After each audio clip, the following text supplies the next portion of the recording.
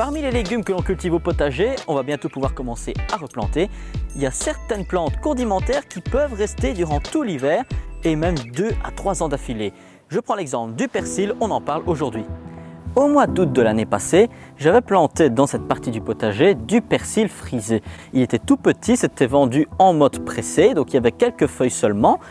Au mois d'août, je l'ai repiqué, il a bien développé durant la fin de saison, au début de l'automne. Et puis durant l'hiver, les feuilles ont commencé à sécher et on s'est retrouvé avec un spectacle assez désolant. Et en plus des limaces qui sont passées par là, je ne vous dis pas le résultat. En revanche, ici nous sommes au mois de mars et regardez ce qui se passe au niveau du cœur de la plante. De nouvelles pousses bien dures, bien vigoureuses réapparaissent. Donc ça veut dire que la plante est toujours vivante, ne la jetez surtout pas. Et ça c'est une leçon à en tirer. Ce n'est pas parce que certains légumes durent durant toute la saison estivale et une fois que l'automne arrive, ils disparaissent, que c'est le cas de tous les légumes. Ici c'est une plante qui est considérée comme aromatique. On peut l'utiliser en hiver. Dans certains cas, elle tient très bien en hiver parce que les températures le permettent et les ravageurs ne sont pas là pour s'en nourrir. On remarque que les anciennes feuilles sont assez moches. Il ne faut pas hésiter à les enlever à la main ou avec un sécateur. Bien sûr, les vieilles tiges, on ne les jette pas. On les dépose soit au pied de la plante ou dans un compost pour qu'elles se décomposent et qu'on les réutilise au jardin. Le persil a besoin d'exposition ensoleillée pour bien se développer.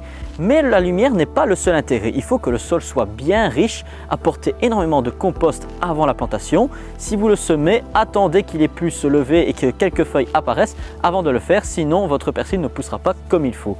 La plante pousse relativement lentement au départ, mais une fois qu'elle est bien installée, elle peut faire de gros bouquets avec de belles feuilles bien tendres qui sont très aromatiques. Et surtout, elle dure très longtemps, elle peut durer 2 à 3 ans sans problème. Elle peut se ressemer car la plante fleurit et avec les fleurs, les graines vont commencer à arriver et après quoi, elles vont se disséminer dans le jardin.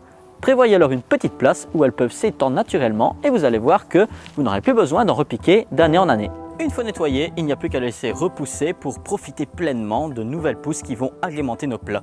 D'ici la fin de l'été, et bien sûr, vous pouvez en replanter durant le printemps pour avoir une succession de pousses si vous ne voulez pas qu'ils se ressèment naturellement dans votre sol. Si le contenu vous a plu, n'hésitez pas à partager, à vous abonner. Nous, on se retrouvera très bientôt.